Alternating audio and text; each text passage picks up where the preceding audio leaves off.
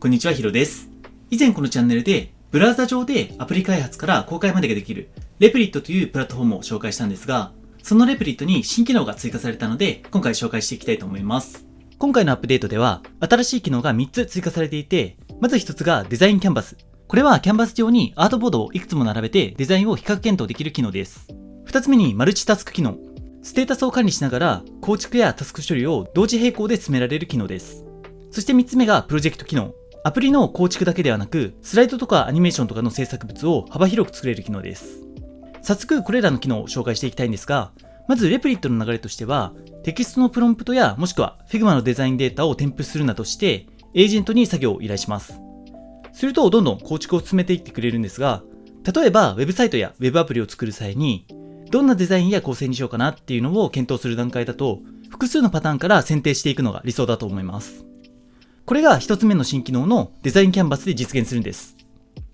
プロンプトでヒーローセクションのデザインパターンを4つ提案してみたいな感じで投げると、キャンバス上に複数のバリエーションを並べてデザインの提案をしてくれます。ここからイメージに近いものを選んで、キャンバス上で編集もできるので、エージェントとやり取りをしながらデザインをどんどんブラッシュアップしていきます。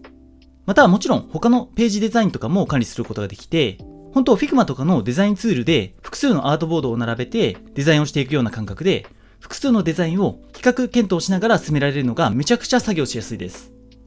こんな感じである程度ベースができたら、これをまとめてアプリにしていきます。で、制作においてはここからまだまだやらなければいけないことがたくさんあります。例えばお問い合わせフォームを実装するとか、足りてないページを作成するとか、レスポンシブの調整をするとかです。ここで活躍するのが2つ目のマルチタスク機能です。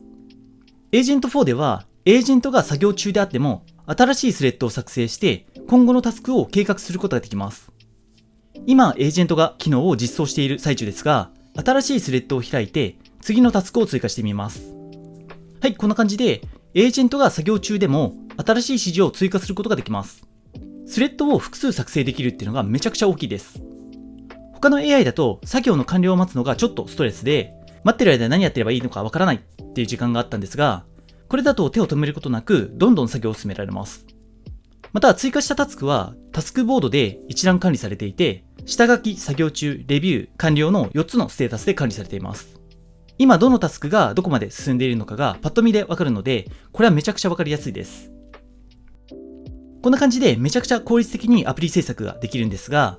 エージェント4では一つのプロジェクトの中で Web アプリだけではなく、スライドやアニメーションといったいろんなものが作れるようになります。これが3つ目のプロジェクト機能です。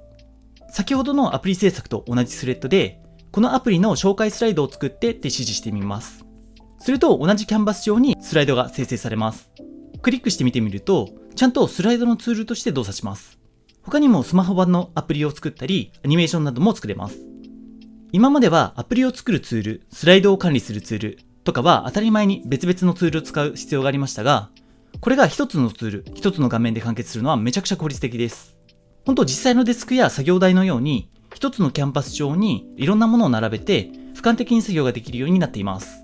もはやアプリ開発ツールっていうよりかは、万能の AI アシスタントに近いような感覚です。今回のアップデートで個人的にはやっぱりデザインキャンバスが一番刺さりました。デザインの検討から構築、スライド制作まで全部一つのキャンバスで完結するっていうのはかなり制作の体験が変わると思います。概要欄のリンクからレプリットのコアプランに登録すると$10分のクレジットがもらえます。気になる方はぜひ試してみてください。最後までご視聴いただきありがとうございました。